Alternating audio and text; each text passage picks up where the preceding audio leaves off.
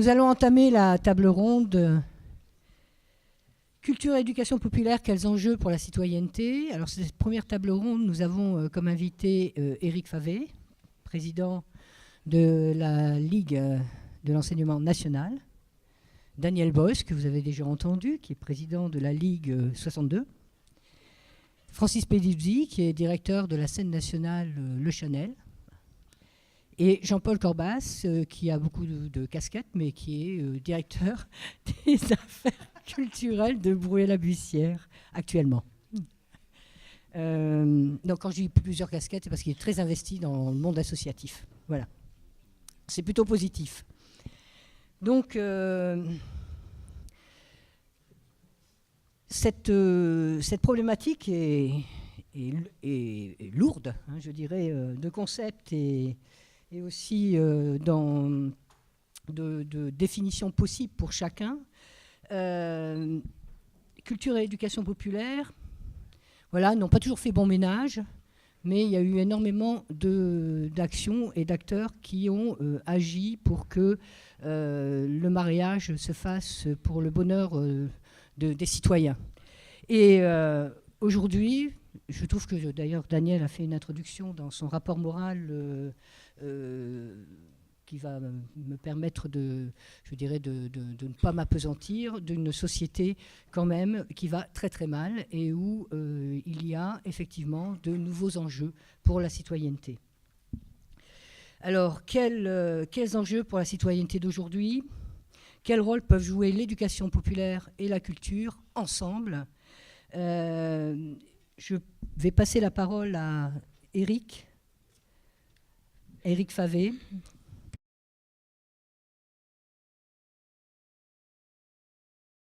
Bien, nous nous attaquons à un énorme morceau, à essayer de marier au moins trois grandes questions, celle de la citoyenneté, celle de l'éducation, qu'elle soit populaire ou sous d'autres formes, et celle de la culture, parce que derrière ces trois mots-là, citoyenneté, éducation et culture, déjà on va y mettre les unes et les autres des significations différentes, les périmètres vont être plus ou moins importants, et c'est des mots qu'il est un peu difficile de stabiliser dessus.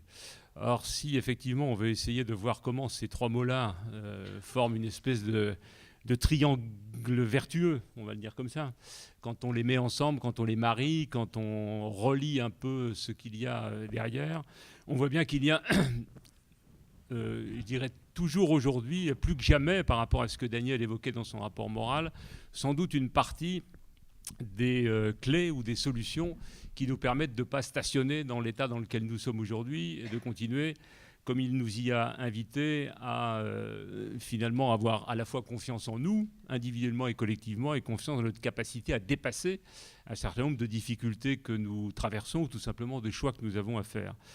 Alors, je vais me centrer finalement plutôt sur la question de la citoyenneté, quitte à revenir éventuellement après dans les champs sur l'articulation avec la question culturelle, artistique et éducative, parce qu'il me semble qu'on traverse une évolution de cette question dont il faut bien prendre la mesure, même si il faudrait avoir le temps de le développer un petit peu.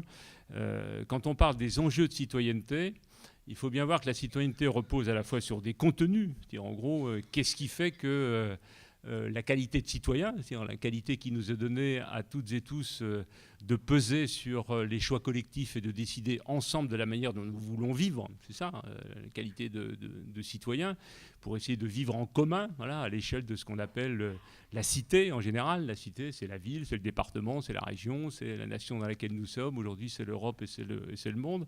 Donc il y a des contenus de la citoyenneté, notamment des sujets sur lesquels nous devons travailler individuellement et collectivement pour nous mettre d'accord, qui sont des sujets permanents. Voilà, donc il y a des questions économiques et sociales, il y a les questions d'ordre démocratique, comment on décide de vivre en démocratie, et puis il y a des questions nouvelles. Voilà.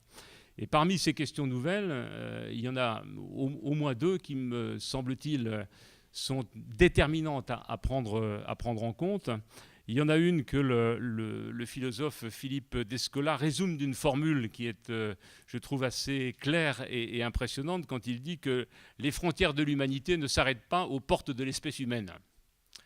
Que veut-il dire par là? Que jusqu'à présent, quand on parlait de la citoyenneté, on parlait de la citoyenneté destinée à régler collectivement notre destin commun d'hommes et de femmes, d'humains. Or, que savons-nous maintenant, d'une manière certaine, il n'y a plus guère qui élève des voix contraires par rapport à cela, c'est que notre destin de vie est indéfectiblement lié à l'ensemble de la vie et pas simplement à la vie humaine. Et qu'en plus, nous avons acquis cette responsabilité à la fois fantastique et terrible de mettre fin à toute forme de vie. Nous le savons. 1/3 des oiseaux ont disparu de France et d'Europe. Mais ce n'est pas le problème des oiseaux qui ont disparu, c'est notre problème à nous, de toute vie qui risque de disparaître. Et vous savez cela, et nous savons cela collectivement aujourd'hui.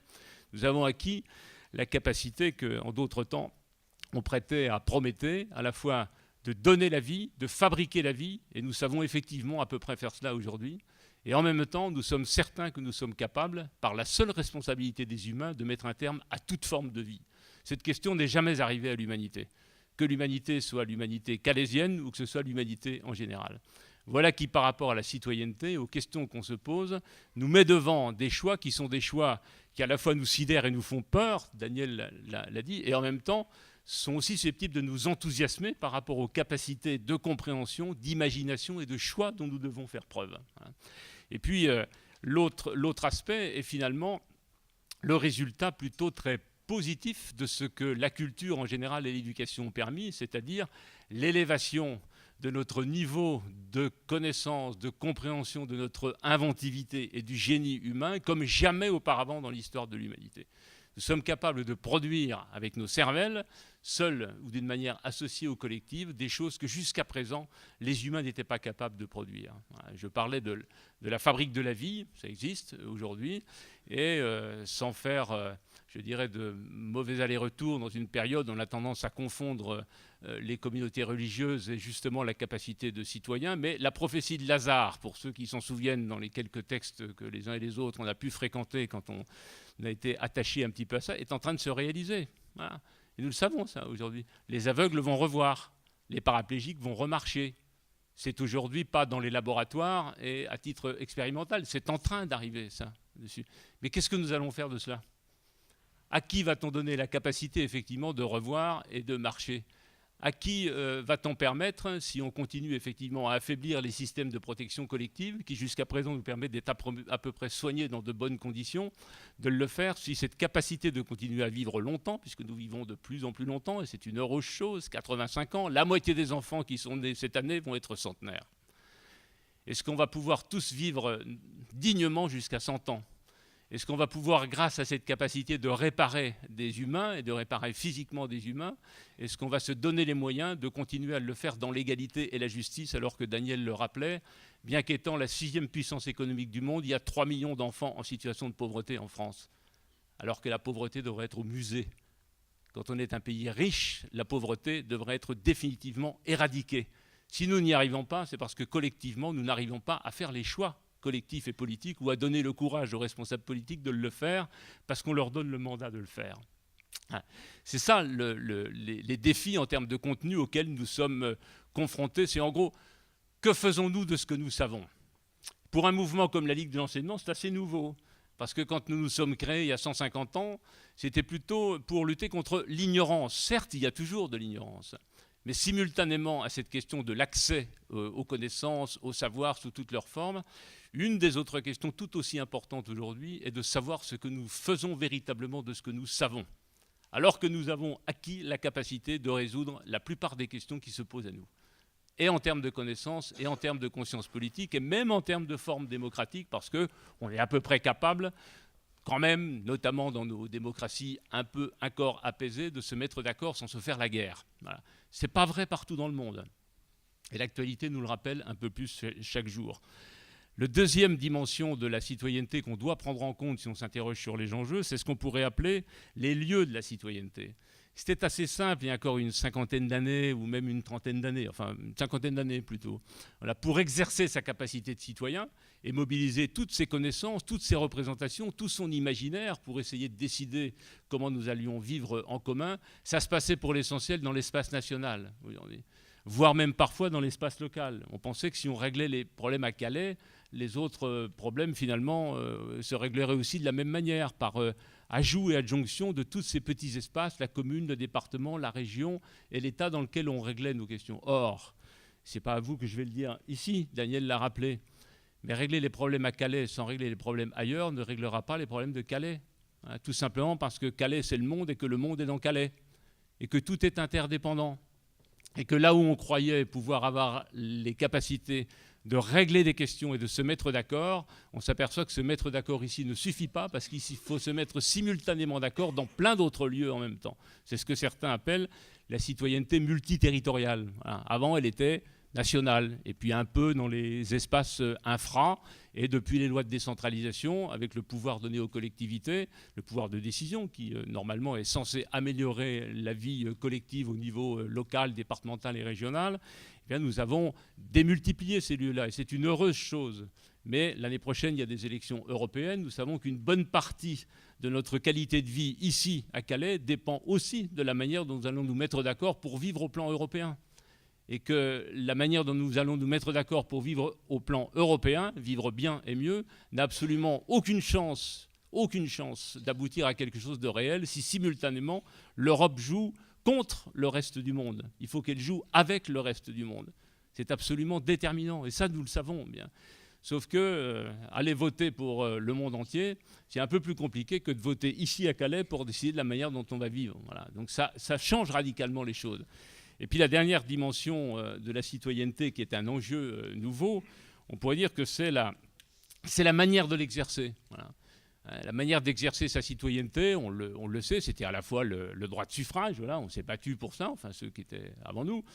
Parfois on n'en fait pas toujours le bon usage, mais on en fait usage, parfois on s'abstient, même maintenant on sait que l'abstention est une forme d'expression. Ceux qui s'abstiennent ou qui ne vont pas voter le disent et le manifestent comme ça, c'est pas un désintérêt, c'est en gros que ce qui nous est offert ne nous concerne pas. Mais on voit bien qu'aujourd'hui, il ne suffit pas ni d'aller voter, ni même entre deux votes d'être actif localement et d'exercer ce pouvoir de citoyen, de continuer à se cultiver pour comprendre le monde afin de ne pas s'y laisser prendre, sauf que simultanément, il y a notamment un phénomène qui est un phénomène déterminant aujourd'hui, qui est, je dirais, l'envahissement de la communication et de l'information avec ce que ça présente d'intérêt. Du coup, on sait à peu près tout. Et en même temps, de problèmes, puisque sachant tout, on n'est plus très sûr qu'il y a des choses qui sont plus importantes que d'autres. Il y a une espèce de risque de relativisation permanente, plus aujourd'hui la multiplication de ce qu'on appelle les fausses nouvelles. À l'époque, quand les fausses nouvelles étaient limitées à quelques cancans diffusés au niveau local, ce n'était pas très important. Aujourd'hui, ce sont des fausses nouvelles qui circulent à une rapidité inouïe, avec une force de frappe sur les esprits qui est colossale dessus. Et réagir à cela est extrêmement compliqué. Nous ne trouvons pas pour le moment de solution de masse aussi efficace pour le faire. Et donc on ne peut pour le moment compter que sur la qualité des individus pour faire la part des choses, hein, pour déterminer ce qui est juste et ce qui ne l'est pas, ce qui est essentiel et ce qui est accessoire, ce qui est de l'ordre de la manipulation et ce qui est de l'ordre de la vérité. Et le statut de la vérité est quelque chose d'extrêmement difficile aujourd'hui à travailler. Les enseignants le savent parce que même très très jeunes aujourd'hui, et c'est normal, les enfants n'arrivent pas au monde en sachant ce qui est vrai et ce qui n'est pas vrai. Ils construisent leur représentation de la vérité.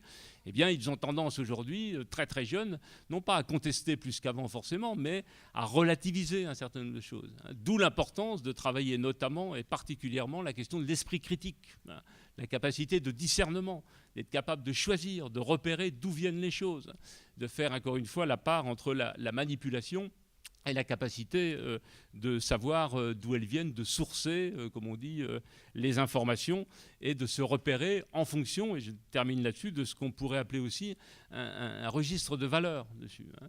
Et il me semble que sur ce triangle entre citoyenneté, avec les quelques dimensions que j'ai évoquées qui montrent que tout ce qui nous arrive n'est pas dramatique, mais ça modifie radicalement la situation si on veut continuer à avoir du pouvoir sur nos vies. Si on veut simultanément que l'éducation, qui est une manière de se préparer à entrer au monde, et une fois qu'on y est entré, de renouveler tout le stock qui permet de vivre correctement dans le monde. C'est pour ça qu'on est attaché, nous, à la question de l'éducation permanente. On dit éducation tout au long de la vie.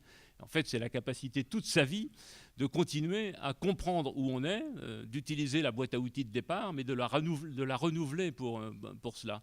Et puis de bénéficier aussi de l'apport de ceux qui savent un certain nombre de choses et qu'on ne sait pas, et donc de bénéficier pour les enfants et pour les jeunes, par exemple, de la bienveillance, comme on le dit aujourd'hui, mais pas utilisée parfois comme on l'entend, et se souvenir qu'effectivement, éduquer, vous savez, il y a différents recours dans la langue, hein, quand on cherche derrière les mots, mais il y a derrière éducare une signification qu'on devrait effectivement lui redonner. Ça veut dire prendre soin, éduquer, prendre soin.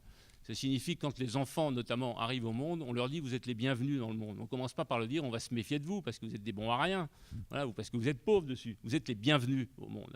Et nous allons faire en sorte, parents, enseignants, acteurs culturels, éducateurs, militants associatifs, que cette bienvenue au monde, on l'accompagne parce que, évidemment, vous arrivez dans un monde qu'il faut vous permettre de connaître. Mais ça, on voit que c'est quasiment tout au long de sa vie qu'il faut organiser cette forme de bienveillance et d'accompagnement et de prise de soin.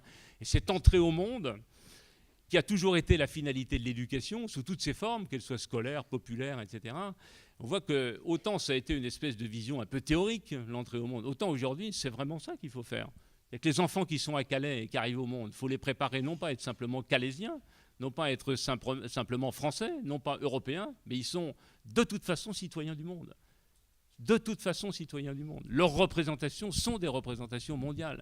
Ils vont s'installer dans le monde, même s'ils vont vivre cette installation dans le monde, là où ils sont, là où ils vont résider, là où ils bougeront éventuellement pour le faire. Et quant à la question de la culture, c'est une question dans des lieux comme celle-là qui est... Je veux dire, à la fois, elle a un côté magique parce qu'on a cette dimension artistique de la culture tout à fait particulière qui, notamment, doit mobiliser en nous des capacités créatrices et de sentiments d'appartenance à un monde commun. Mais on sait aussi que pour que ça marche et pour que la culture, et notamment les arts, soient des éléments vertueux de cette mobilisation par l'éducation d'une capacité à être citoyen, il faut la référer en permanence à la question des valeurs dessus et à la façon dont, mobilisant la culture, mobilisant les arts, on en fait effectivement quelque chose qui nous permet de vivre bien et d'espérer vivre mieux, hein, dessus, et d'espérer vivre mieux.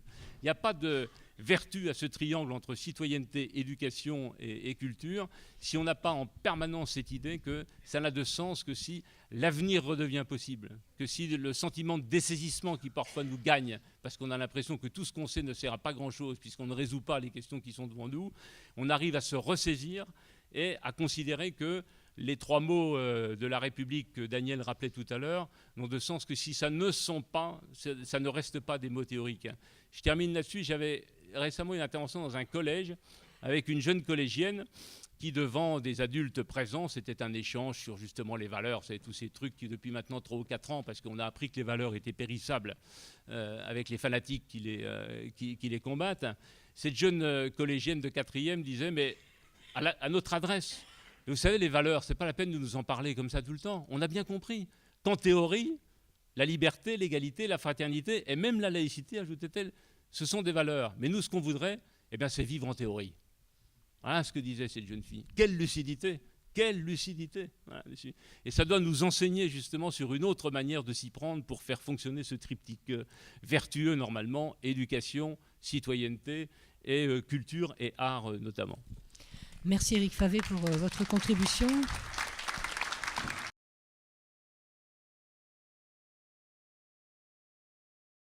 Et je vais passer la parole à Francis Peduzzi, donc, qui, dans ce lieu notoirement connu pour son action, je dirais, d'éducation aussi populaire, d'abord artistique évidemment, mais d'éducation populaire.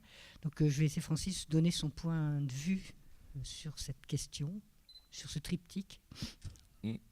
Alors d'abord, bienvenue, puisque je suis le directeur de ce lieu, donc j'en profite pour vous souhaiter la bienvenue. La deuxième chose, merci pour l'invitation. Puis la troisième, c'est pas du tout merci pour l'invitation, parce que intervenir en deuxième après la première intervention, c'est, voilà, pour moi, c'est vraiment pas simple. Moi, je vais partir, je vais causer de cette question à partir de l'endroit où je suis. C'est-à-dire, moi, je suis directeur d'une scène nationale et je suis directeur d'une scène nationale qui a un itinéraire professionnel qui est celui de quelqu'un qui a eu un DUT d'animateur socioculturel, qui a immédiatement fait une formation de directeur de maison de jeunes de la culture, qui a exercé pendant 8 ans le métier de directeur de maison de jeunes de la culture. Et pour des raisons qui sont liées à mes propres aspirations et à quelque chose que je voyais totalement bouché, fermé, sclérosé, figé, j'ai décidé de passer de l'autre côté du mur, parce qu'effectivement, dans ce pays, une étanchéité entre ce qu'on appelle le monde de l'éducation populaire et le monde culturel, et de travailler plus spécifiquement sur les questions artistiques. Mais quand je dis ça, je ne passe pas par-dessus bord tout ce qui était ma première vie professionnelle. J'ai au contraire, modestement, essayé d'insuffler des choses, de me servir de cette expérience, de me servir aussi de ce regard sur les choses, de façon de faire pour imaginer ma propre histoire et essayer de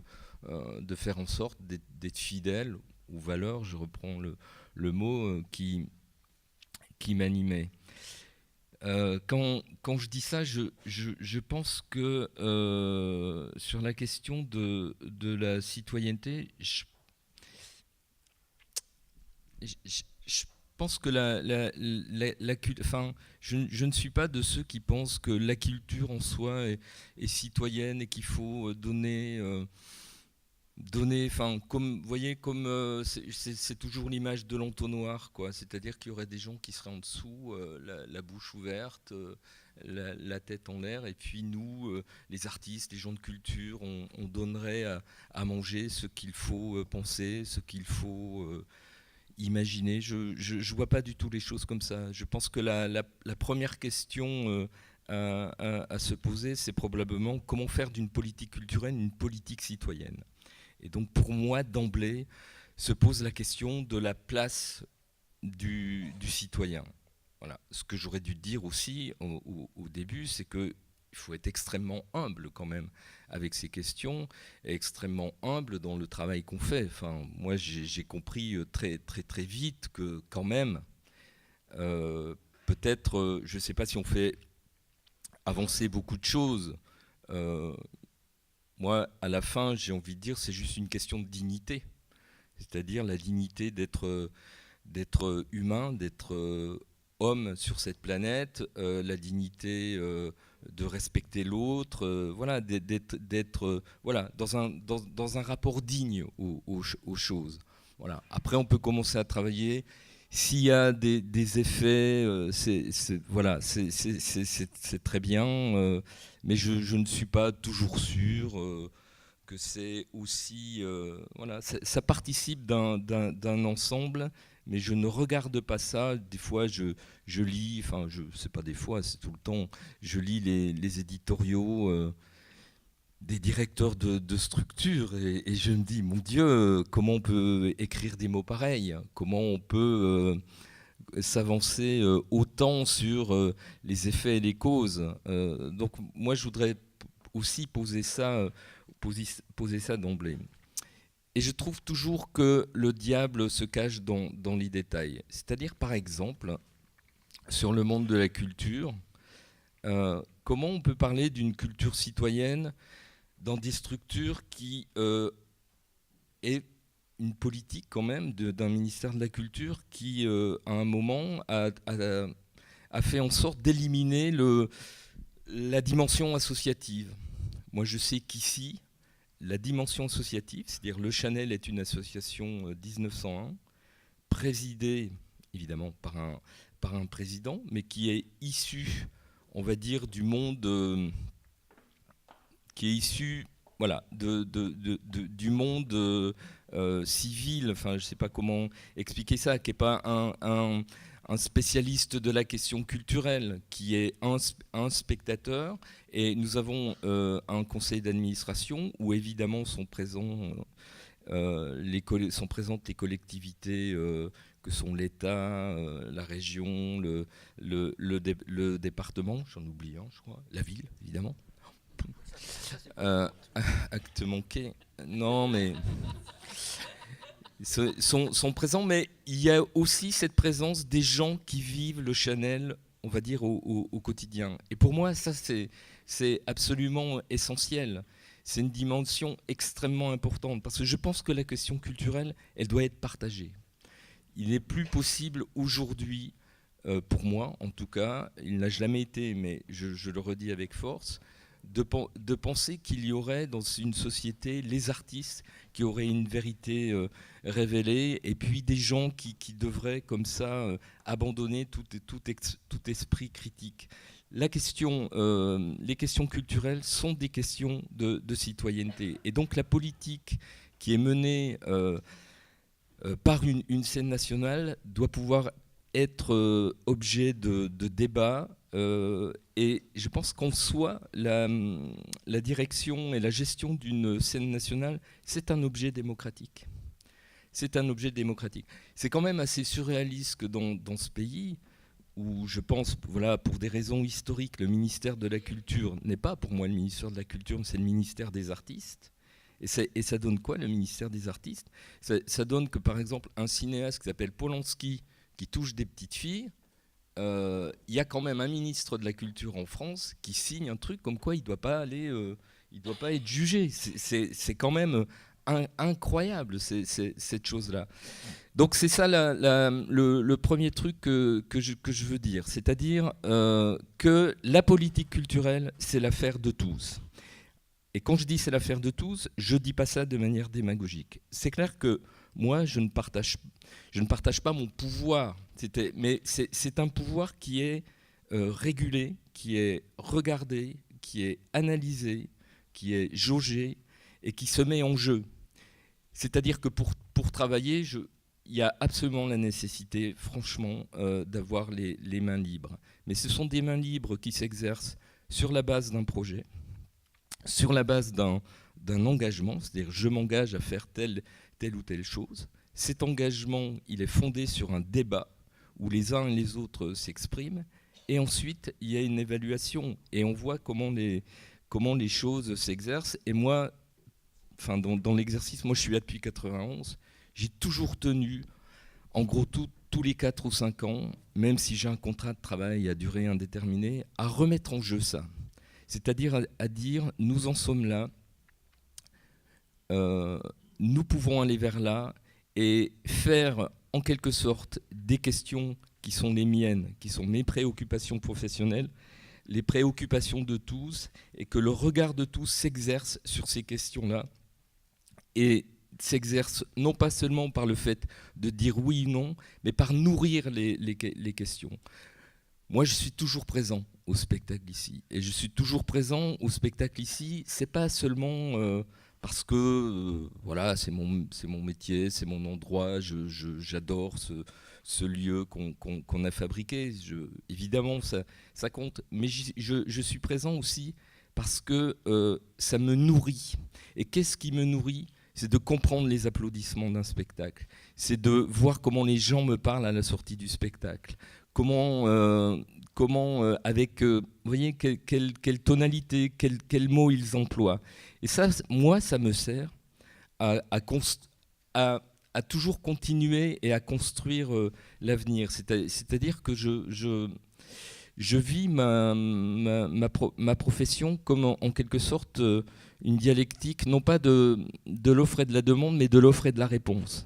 C'est-à-dire si nous voulons avancer, si nous voulons toujours correspondre toujours mieux, non pas à une demande immédiate, mais faire en sorte que ce lieu reste vivant, reste intéressant, qu'ils sont en capacité de se renouveler, cet exercice-là, il est absolument essentiel. La deuxième chose, voilà, je passe là-dessus, j'imagine qu'il y aura un moment d'échange avec la salle. La deuxième chose, et puis j'en terminerai là, parce que je vais être trop long. La deuxième chose que je voudrais dire, je suis en train de l'oublier là. Non, voilà, c'est le rapport au monde. Je n'ai jamais été un adepte de ça, et plus le temps passe, je le dis d'une manière encore plus affirmée. Moi, je n'attends pas des spectacles qu'ils me délivrent des messages, qu'ils me délivrent ce qu'il faut penser. Je connais évidemment beaucoup d'artistes depuis que je suis dans le métier. J'ai jamais trouvé que les artistes avaient un regard politique particulièrement plus pertinent que d'autres gens dans la société. Donc je n'attends pas ça. Moi, j'attends d'un spectacle d'abord qu'il ait sa propre dignité, qu'il soit capable de parler à mes sens, qu'il soit capable de m'intéresser, qu'il soit capable de me laisser éveiller, qu'il me donne du plaisir et du désir. Et la question du sens dans les spectacles et plus largement dans l'activité qui est la nôtre, elle me paraît très importante, mais elle... Dans un lieu comme celui-ci, qui, comme ça a été dit tout à l'heure, est un lieu artistique, je pense qu'elle doit être traitée à l'endroit de l'artistique. Et comme disait Victor Hugo, la forme, c'est le fond qui remonte à la surface. Et donc la manière dont on va regarder les choses, la manière dont on va les traiter, la manière dont on va organiser, par exemple, un débat, tout ça, pour moi, fait vraiment partie de notre travail. Je vais prendre deux exemples.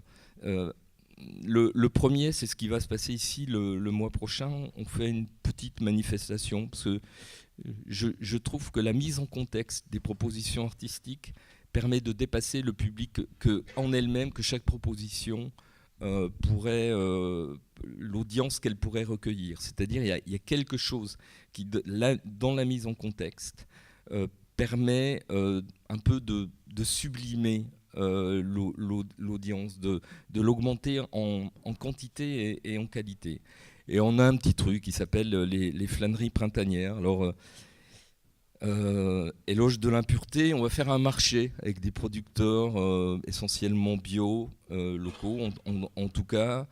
On va faire des démonstrations de cuisine parce qu'il y a un restaurant, et moi, de la présence du restaurant, elle m'invite à regarder aussi la question de la nourriture sous l'angle artistique. Donc on a aussi fait des choses sur la nourriture avec des artistes. Et c'est une manifestation où évidemment il va y avoir des spectacles, mais quand on la pense pour que les familles puissent venir.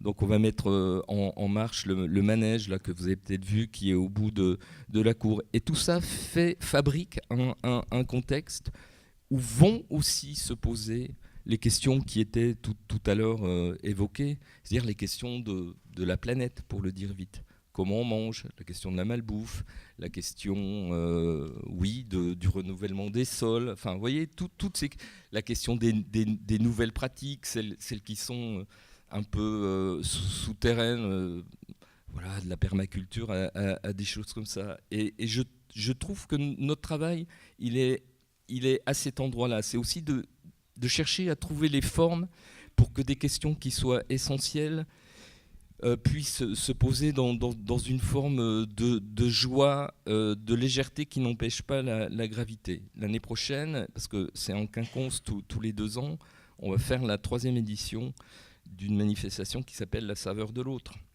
où évidemment se pose la question, mais c'est pas une question calaisienne.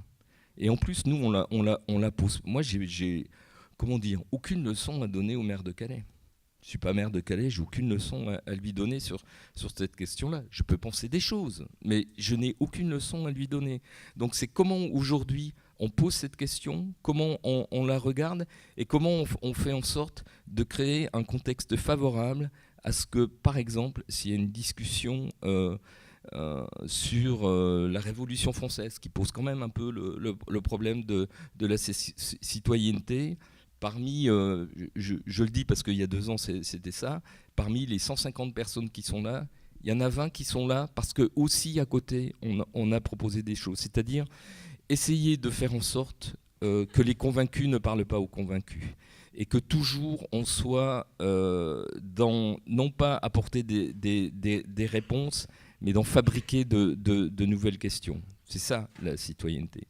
Troisième chose, j'arrête. Pour être citoyen, il faut aimer sa ville. C'est aussi pour cette raison-là qu'on a beaucoup travaillé dans cette scène nationale sur l'espace urbain et faire en sorte de proposer des choses dans des lieux qui, à notre sens, avaient un potentiel poétique, mais qui étaient les délaissés de la cité.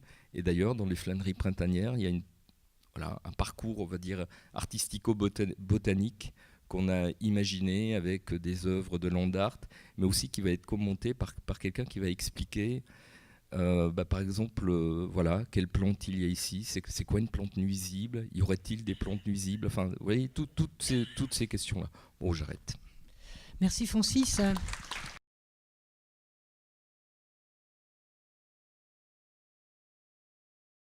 Je vais passer la parole à Jean-Paul. Sur l'ensemble de ton expérience, qu'est-ce que je peux dire après ça, c'est ça? Oui, non, mais merci, oui. Bonjour, merci. Moi, je suis très content de passer après Eric et puis après Francis, mais je m'en doutais. Et en plus, Daniel, il ne m'avait rien dit, si ce n'est qu'il m'a dit on va parler de culture et d'éducation populaire.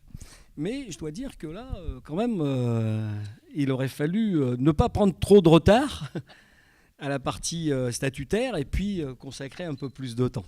Alors moi, honnêtement, je suis embêté parce que moi qui ai commencé aussi comme animateur dans un mouvement d'éducation populaire, je trouve d'ailleurs que la table ronde, elle est au moins sur les témoignages de professionnels. Francis, il a un DUT carrière sociale. Moi, j'ai ce qui a été converti en DEFA. En fait, c'était un DAPAS, un diplôme qui n'a pas duré longtemps, qui rassemblait socio-culturel et social. Ça n'a pas duré longtemps, c'est vite devenu un DEFA. Et un peu à l'image de Francis, j'ai quitté le champ du socio-culturel et de l'éducation. J'ai pas quitté le champ de l'éducation populaire. J'ai quitté le champ du socio-culturel parce que j'étais un peu en conflit avec la manière dont les mouvements d'éducation populaire se sont positionnés après 81. Je vivais assez mal l'entrée qu'ils faisaient dans la notion de service. C'est vrai que on s'était beaucoup appuyé sur les mouvements d'éducation populaire pour que la gauche arrive au pouvoir. C'est vrai qu'une fois qu'elle était au pouvoir, elle n'a plus tout à fait le même regard sur ces mêmes mouvements d'éducation populaire et certains d'entre eux ont pris des orientations qui, en plus, étaient des orientations de réalisation de services. Alors quand les services rendus pouvaient avoir une fonction éducative et une fonction d'éveil des consciences, c'était bien, mais ça n'était plus tout à fait les objectifs principaux. Et ça m'a un petit peu contrarié dans mon parcours. Et donc, grâce à Chantal, d'ailleurs je le dis aujourd'hui, grâce à Chantal, je me suis retrouvé à me rapprocher du monde de la culture. Je ne viens pas de ce monde-là. À l'époque, aujourd'hui je ne peux plus dire ça, mais j'ai trouvé qu'il y avait là, dans le territoire où j'étais, sur l'ex-bassin minier du Pas-de-Calais, un contexte social, un contexte politique, un contexte culturel qui nécessitait qu'on continue le travail d'éducation populaire, mais pas en utilisant les moyens des organisations de l'éducation populaire à l'époque, puisque je disais moi-même que j'étais un peu en désaccord avec elles, mais en utilisant le champ artistique, le domaine artistique et le domaine culturel. Et c'est en fait, je parle sous le contrôle de Chantal, une bonne partie des raisons qui ont conduit à la création de culture commune. Moi, je me suis trouvé plus à l'aise dans cette démarche-là et j'ai donc pris une orientation professionnelle pour être en situation de mettre ça concrètement en œuvre sur les postes que j'avais. Et je suis arrivé effectivement à Bruay-la-Bussière où je pense que je ne vais pas dire que c'est un petit laboratoire, Bruay-la-Bussière, parce qu'il y a l'adjoint à la culture qui est juste au premier rang qui va dire pourquoi petit. C'est un laboratoire, mais on a essayé, ce qu'a dit Eric, ce qu'a évoqué Francis, de le faire vivre, de le vivre sur le territoire d'une ville. construire des citoyens, fabriquer de l'esprit critique, travailler à l'ouverture au monde, travailler à l'ouverture aux autres, accepter les différences. Toutes ces valeurs, on a essayé de les mettre en application sur un territoire en travaillant ensemble. Car pour moi, qui ai d'abord été un animateur dans un mouvement de jeunesse, qui a ensuite dirigé un certain nombre d'établissements dans le domaine culturel, je trouve que le thème d'aujourd'hui, culture et éducation populaire, il est plus que jamais d'actualité. Mais il est plus que jamais d'actualité pour les raisons qui ont été évoquées par Eric, quant à la difficulté d'être citoyen dans une ville, dans une nation ou citoyen du monde. Il est très fort d'actualité parce que le travail que l'on a pu, et Francis l'évoquait aussi, qu'on a pu tous faire, il n'a pas forcément totalement porté ses fruits. Il y a encore beaucoup de travail à faire.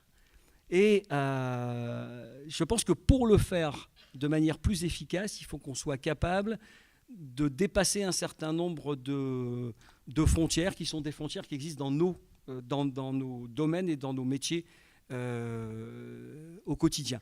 Moi, j'ai essayé, sur la ville où je travaille, de faire en sorte que l'ensemble des acteurs de cette construction citoyenne travaillent ensemble, partagent les objectifs, parce qu'on peut les partager dans le discours, on peut les partager dans l'affichage, on peut les partager dans la communication. Pour autant, ce qui est important, c'est de les partager dans l'action. Et le partager dans l'action, ça a été l'objectif premier auquel je me suis attaché, faire en sorte que tous ceux qui, au quotidien, sont dans des domaines, dans des missions, dans des responsabilités pour travailler à la construction du citoyen, travaillent ensemble. Ça, c'est, je dirais, l'objectif qui a été presque le seul de mon passage à Brûlé-la-Bussière, en utilisant tous les outils, tous les moyens et toutes les ressources que j'avais à ma disposition. Voilà, je sais pas quoi dire d'autre, parce que c'est comme ça que j'ai travaillé. C'est, je pense, comme ça qu'aujourd'hui, on doit inciter les acteurs culturels et les acteurs de l'éducation populaire à travailler. Nous sommes dans un département qui n'est pas un petit département, qui est un département qui a un certain nombre de caractéristiques rurales, urbaines, de densité urbaine. On ne peut plus dire un département qui n'a pas, en termes d'aménagement culturel, de gros manques en termes de moyens et d'outils. On ne peut pas dire non plus que nous sommes sur un territoire où les élus n'ont pas pris conscience que la culture et les démarches engagées par les organisations d'éducation populaire n'étaient pas importantes et n'avaient pas leur part à apporter dans la construction du citoyen. Pour autant, je pense qu'aujourd'hui, et ça fait un peu aussi écho à ce que disait Francis tout à l'heure, les résultats ne sont pas forcément au rendez-vous. Je pense qu'on est encore loin du compte, et que probablement, pour progresser, il faut plus coopérer, plus travailler ensemble et moins être dans la concurrence. Donc, je vais passer la parole à Daniel, donc une parole pas de conclusion, puisqu'on va encore débattre avec la salle, mais en tout cas peut-être un peu de synthèse ou une autre approche. D'ailleurs, je suis très heureux d'avoir initié donc, cette thématique culture, éducation populaire et enjeux de citoyenneté. Et aussi, je ne me suis pas aperçu que j'étais le 4e à intervenir. Et donc, déjà le 2e a commencé à dire que c'était compliqué, le 3e que c'était encore compliqué. Alors, imaginez-vous, pour moi, de devoir intervenir derrière les trois précédents. Que dire ? D'abord, dans tout ce qui a été dit, je pense qu'il faut d'abord avoir une certaine humilité et des pouvoirs que l'on a donc, à travers l'action culturelle, de pouvoir changer donc, l'ordre des choses. Avoir une très grande humilité, ça c'est la première des choses. La deuxième élément que je pourrais dire, c'est que la culture, elle a quelque chose de sacré. Mais parce que elle répond à des interrogations qui sont les interrogations de tout à chacun sur ce que l'on fait dans le monde, finalement, et de ce qu'on fait avec les autres, et du sens que ça a. Donc, d'une certaine manière, c'est quelque chose de sacré. Mais par contre, je pense qu'à un moment donné, on a trop voulu sacraliser la culture, ce qui n'est pas la même chose. Sacraliser la culture, c'est-à-dire de faire en sorte qu'effectivement, donc, comme tu l'as dit, Francis, de penser que la culture venant donc illuminer donc les individus, donc les hommes et les femmes, eh bien d'un seul coup, ils seraient, je sais pas, comme dans une espèce de religiosité, donc ils seraient d'un seul coup traversés donc par cette espèce d'esprit qui leur permettrait donc ensuite d'être dans la félicité et la citoyenneté. Donc et c'est vrai qu'on a créé, donc c'est vrai, comme tu l'as dit aussi, Jean-Paul, on a créé aussi des temples pour ça. On a cru pendant un moment donné que, à force de faire des temples de la culture, des maisons de la culture, des théâtres, des scènes nationales, des CDN, ce qu'il fallait, c'est que comme d'ailleurs le christianisme l'a fait, donc je trouve qu'on parle beaucoup du christianisme, on a parlé de Lazare, enfin bref, mais comme le christianisme l'a fait lorsqu'il a voulu donc s'implanter, donc l'évangélisation, il fallait faire des temples et puis après il fallait amener donc finalement donc le peuple vers ces lieux pour pouvoir avoir donc la révélation. Et pour la culture, on a fait aussi un peu la même chose. Ça ne veut pas dire que ces lieux de culture où se présentent les artistes ne sont pas donc essentiels, mais c'est que ce ne sont pas donc des lieux qui sont des lieux uniques, c'est-à-dire que la culture peut se vivre aussi de manière totalement différente, et tu l'as dit donc Francis. Et c'est ce qu'on a donc essayé de faire aussi dans le Pas-de-Calais, parce qu'on était confronté aussi à des réalités sociales et qu'on ne peut pas simplement donc se contenter du regard des artistes. C'est bien sûr, parce qu'ils nous interrogent, parce qu'ils nous posent des questions. Et c'est ça donc la vertu de la culture, c'est aussi de nous interroger, de nous émouvoir, de faire agir dans notre sensibilité pour comprendre, pour s'interroger. Ça n'a, je veux dire, comme tu as dit, c'est plus les questions qui sont intéressantes que les réponses. Je veux dire, on n'attend pas donc des artistes qui viennent nous apporter des réponses. D'ailleurs, en apportent-ils? En ont-ils d'ailleurs eux-mêmes? C'est ça le problème. Je pense qu'ils n'en ont pas. Mais au moins, ils ont cette qualité, c'est de ressentir les choses, de nous éveiller, de nous poser des questions, nous amener à discuter donc entre nous. Et en cela, déjà commencer donc à discuter, à avoir des relations, commencer ensemble à se poser des questions qui sont des questions collectives, comme tu l'as dit, c'est déjà donc une vertu citoyenne en soi. Alors faut-il en sorte qu'il y ait aussi des lieux pour pouvoir le faire. Donc voilà, toute cette expérience qu'on a pu mener et les uns et les autres, c'est de sortir justement donc des lieux qui sont des lieux institutionnels de culture. Et la deuxième partie donc de cette matinée permettra donc justement d'aborder cette question. C'est que quand on est confronté, ça a été donc dans les années 70-80, à cette phase terrible de la vie du Pas-de-Calais qui a été la désindustrialisation, la perte d'une culture ouvrière, des gens sans repères. Qu'est-ce qu'on fait devant ces enjeux qui sont des enjeux qui nous dépassent? Est-ce qu'on a la capacité, nous qui sommes les acteurs culturels, à répondre à ça? C'est compliqué. C'est compliqué. Parce que ce sont des gens qui sont perdus. Ils étaient des héros et ils n'étaient plus rien. Ils avaient une culture et cette culture-là était méprisée. Même encore maintenant, quoi. Quand on parle du bassin minier, c'est donc à travers des caricatures. Et donc comment répondre à tout ça? C'est un enjeu qui nous dépassait.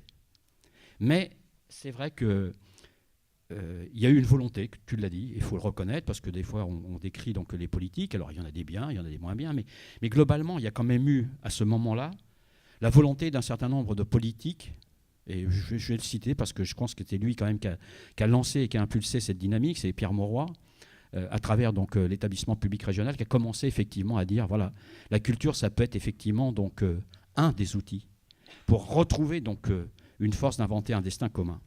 Et donc il y a eu effectivement donc un aménagement culturel du territoire qui s'est fait. Et puis nous, on a souhaité, donc par exemple, moi j'ai commencé aussi, alors moi je ne suis pas du monde de l'éducation populaire dans ma formation, je suis enseignant donc de formation, mais j'ai commencé quand je suis arrivé ici dans le Pas-de-Calais, après les événements de mai 68, donc je suis arrivé en septembre 68 ici dans le Pas-de-Calais, à Béthune. Et c'était donc cette période où on pensait qu'effectivement, avec la culture, on pouvait changer le monde.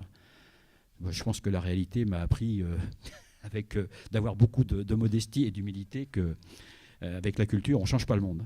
Avec la culture, on peut quand même éveiller les consciences. Et d'ailleurs, je le rappelais donc hier soir quand on a préparé donc cette table ronde avec Chantal et avec Eric, que quand même malgré tout, lorsque les dictatures s'installent dans des pays, la première des choses qu'ils font, c'est quand même de mettre en prison donc les artistes et donc de la voix et de la force qu'ils représentent. Donc à la fois, je veux dire, les artistes n'ont pas la capacité donc à changer le monde, mais en tous les cas, ils ont cette capacité, c'est à emmerder les pouvoirs en place.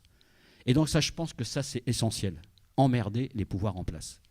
Et même moi, je veux dire, qui suis dans une situation de pouvoir, qui a été élu, je trouve qu'il est nécessaire qu'on puisse nous emmerder et qu'on arrête effectivement donc d'avoir donc toujours des systèmes qui finalement donc s'installent dans la reproduction de ce qui existe avant. Donc voilà, c'est le rôle important donc des artistes. Et ce qu'on a fait donc avec Chantal notamment, donc puis je l'ai fait aussi avec Jean-Paul, et j'ai accompagné aussi le Chanel.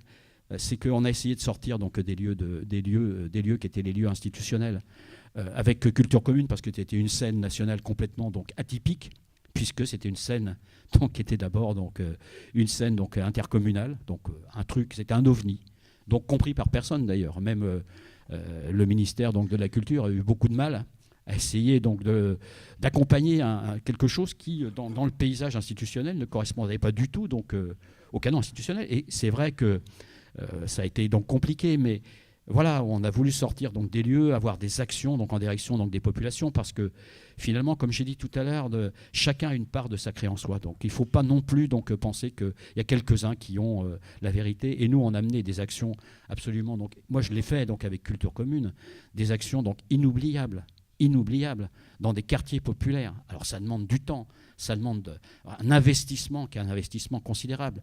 Mais après, quand vous voyez donc le résultat, quand vous voyez des gens, par exemple, je me souviens avec Le Fun, qui était une compagnie donc de théâtre de rue, dans le cadre d'une rénovation urbaine, de démolition donc d'une barre HLM, le travail qu'on a fait par leur présence. Parce que quand on démolit donc un immeuble, on ne fait pas que démolir du béton, on démolit des existences complètes, des vies, des histoires, des humanités. Et on ne peut pas se permettre comme ça, en disant parce qu'on va faire de l'urbanisme, alors on va raser tout ça, comme si les gens qui étaient dedans n'existaient pas, que c'était que simplement donc une boîte. Et donc on a travaillé et longtemps donc avec les populations pour justement leur dire finalement c'est votre histoire. Et donc on va vous associer, donc voilà, cette démolition, il faut que ce soit l'occasion pour vous, eh bien donc d'avoir donc la reconnaissance de ce que vous êtes, et de vous aider donc aussi donc à vivre donc ce départ ailleurs.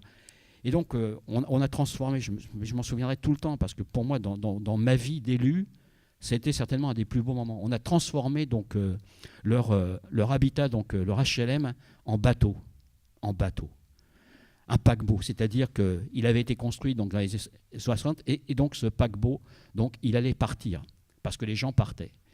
Et donc, on a donc muré, parce qu'il fallait donc murer l'immeuble. Et puis ensuite, donc, Le Fun a transformé donc, les appartements donc, en cabines, etc. Il y a toute une histoire.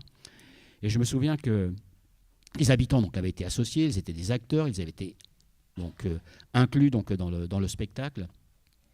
Et quand on a donc au moment donc, de Zarzop, qui était le point culminant donc, des Arts de la rue sur Béthune, quand on a donc présenté donc le spectacle, donc on a ouvert donc les portes, les gens sont re-rentrés donc dans leur logement, dans cette histoire qui avait été construite avec le bateau, et à un moment donné, pour donner le signal de départ, je veux dire, on a balancé donc une bouteille de champagne sur ce paquebot, et les gens spontanément se sont mis donc à agiter donc leurs mouchoirs et à pleurer. Vous savez, quand vous avez fait ça, dans votre vie, à la fois d'élu, mais votre vie d'homme, ça vous laisse un souvenir donc indélébile.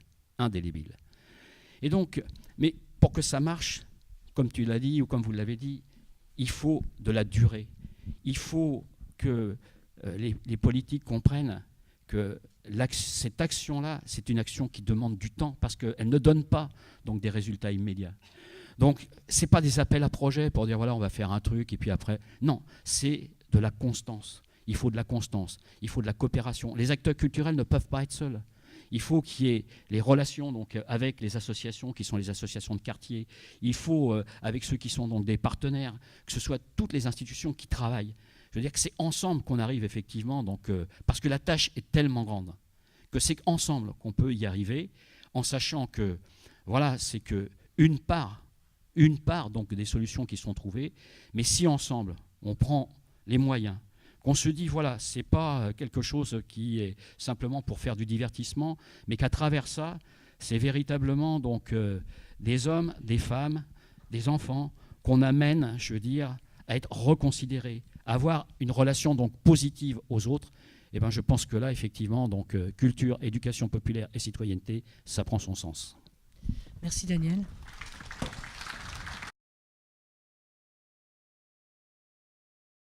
Maintenant, c'est à vous. Vous avez pas longtemps, mais bon, c'est comme pour les intervenants, ils avaient normalement plus de temps que ça. On va pas réussir à rattraper le retard, donc lâchez-vous quand même, posez des questions ou des réflexions. Oui.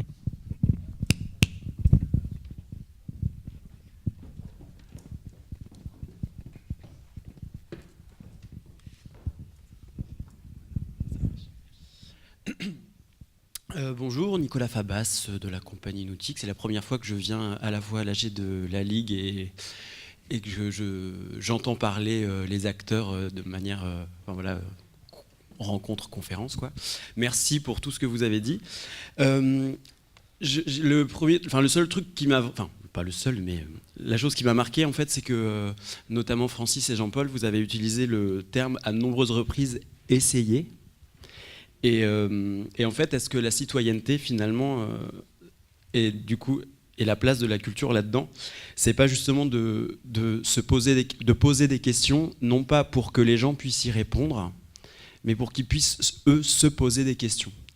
Et qu'en fait, selon les structures, les institutions, peut-être qu'il y a des gens qui pensent avoir les réponses et chercher à les donner. Et finalement, est-ce que effectivement, nous, la place qu'on peut donner à ça en tant qu'artiste, qui ne fait pas forcément partie du ministère des artistes, mais en tout cas qui pense la citoyenneté, est-ce que justement, c'est pas essayer de se poser des questions ensemble pour essayer, non pas d'y répondre, mais en tout cas de voir où ces questions peuvent nous emmener. Et j'ai l'impression qu'ici, on est tous des gens, enfin en tout cas des gens qui s'expriment, des gens qui essayent, et non pas qui essayent pour les autres, mais qui tendent la main pour essayer ensemble. Voilà, c'est pas du tout une question, mais c'est un début d'essayer de faire avancer le public de la rencontre. Voilà. Merci.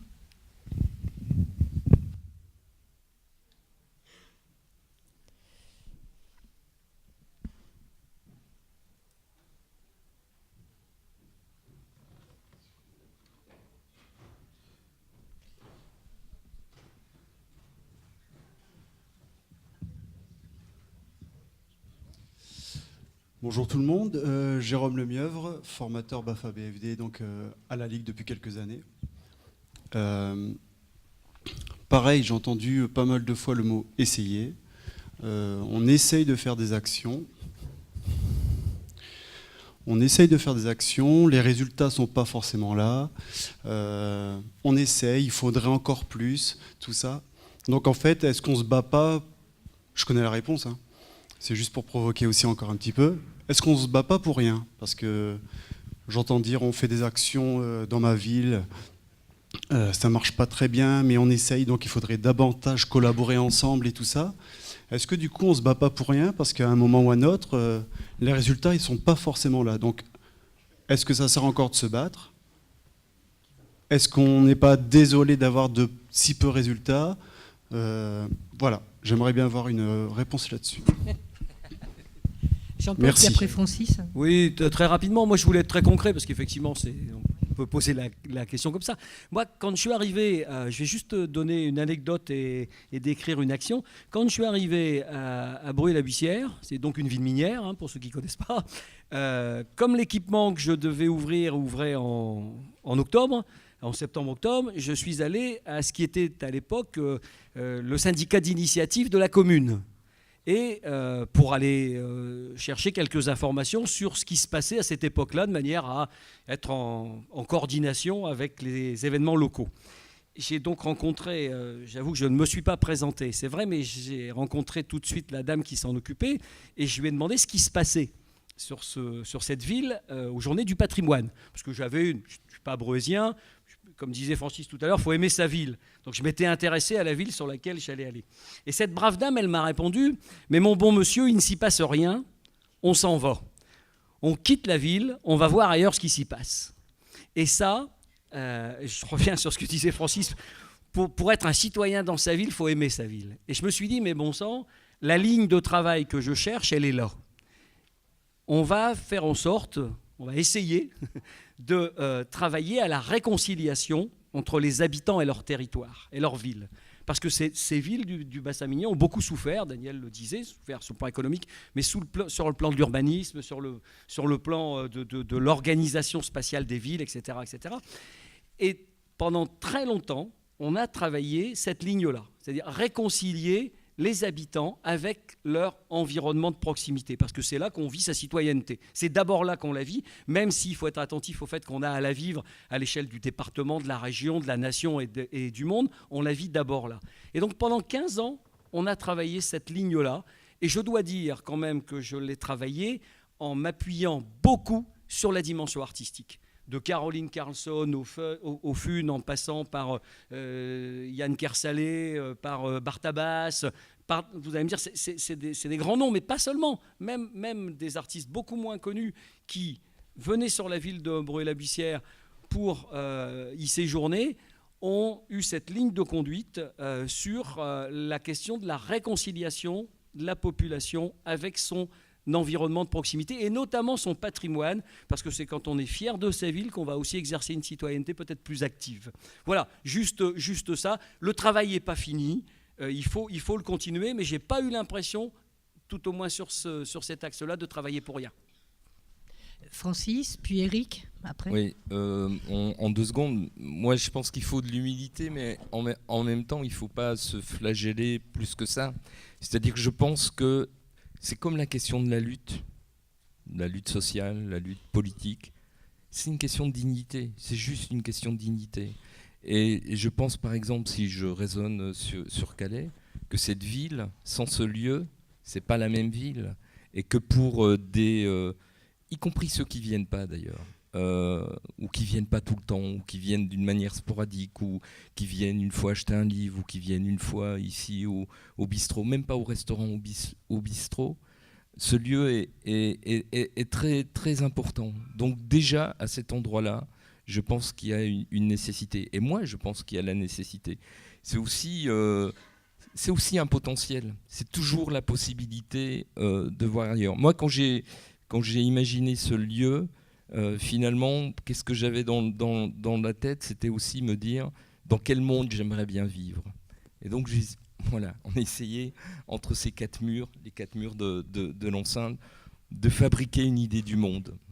Et pour moi, l'idée du monde, c'est ce qui marque, enfin, c'est ce qu'on a essayé d'inscrire dans les murs, c'est l'idée de la liberté, l'idée de l'hospitalité, l'idée de la poésie, enfin, du regard décalé. Voilà, c'est tout ça. Donc il faut lutter. Jacques Higelin vient de mourir là, et moi je l'ai accueilli il y a 2 ans, non, en 2013, 5 ans, ouais, 5 ans déjà. J'étais le chercher à la gare et on s'est garé là, juste devant cette salle. Et c'est incroyable, mais il a ouvert la porte de la voiture, il a regardé et il a dit, ici, on sent que c'est né d'un combat. Et c'est vraiment ça qui caractérise le Chanel, un combat pour exister, un combat, voilà, un combat général. Je ne dis pas un combat contre telle ou telle personne, mais un combat général. Et que lui, ce poète, enfin moi j'ai une admiration sans borne pour ce mec, qui dit ça, je me dis mais il va chercher où ces antennes, et j'avoue que enfin, j'étais en même temps assez content qu'il raconte ça. Voilà. Donc c'est juste une question de dignité. Soyons dignes. et faisons de notre passage sur cette terre quelque chose qui a cette ambition de servir l'humanité.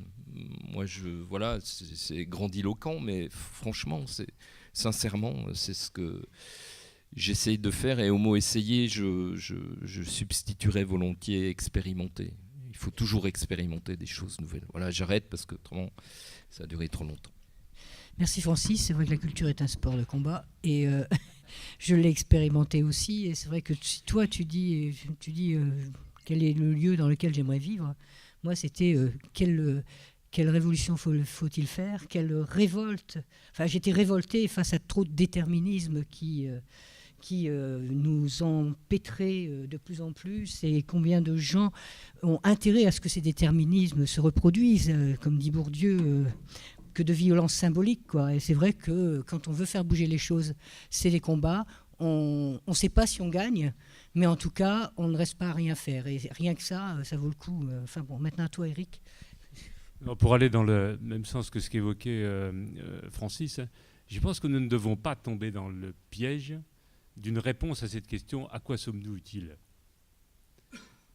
D'abord parce que ceux à qui il faut poser cette question, c'est ceux qui fabriquent tous les jours de l'inutilité et de l'impuissance, et ce n'est pas nous.